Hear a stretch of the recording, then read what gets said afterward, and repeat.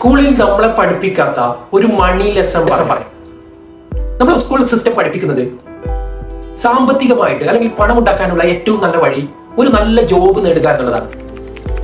അതായത് ഉയർന്ന മാർക്ക്, നല്ല കോളേജ്, ഉയർന്ന ശമ്പളമുള്ള ജോലി. ഇതാണ് ഒരു സ്കൂൾ സിസ്റ്റത്തിന്റെ പ്രധാനപ്പെട്ട ലക്ഷ്യം. പക്ഷെ നിങ്ങളൊന്ന് ചിന്തിച്ചു നോക്കൂ, നിങ്ങൾക്ക് ഒരു കമ്പനി സാലറി തരുന്നത് നിങ്ങൾ അവിടെ ഒരു വാല്യൂ ക്രിയേറ്റ് ചെയ്യുന്നത് കൊണ്ടാണ്.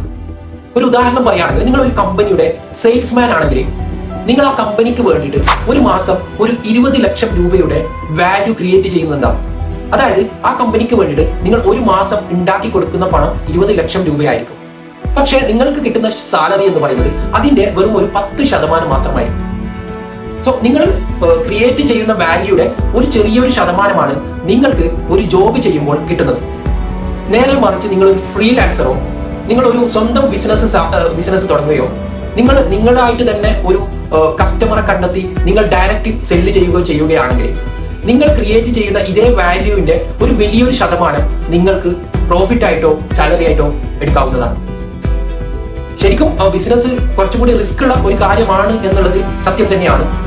ഒരു ബിസിനസിനെ മാനേജ് ചെയ്യാൻ വേണ്ടി നമ്മൾ കുറച്ചും കൂടി റിസ്ക് എടുക്കണം. പക്ഷെ ആ റിസ്ക് പലരും അവോയ്ഡ് ചെയ്യുന്നത് കൊണ്ടാണ് അവർക്ക് സാമ്പത്തികമായിട്ടുള്ള ഒരു ഉന്നതി ലഭിക്കാത്തത്. അവർ എപ്പോഴും ജോബിനെ മാത്രം ഡിപ്പെൻഡ് ചെയ്തിരിക്കും.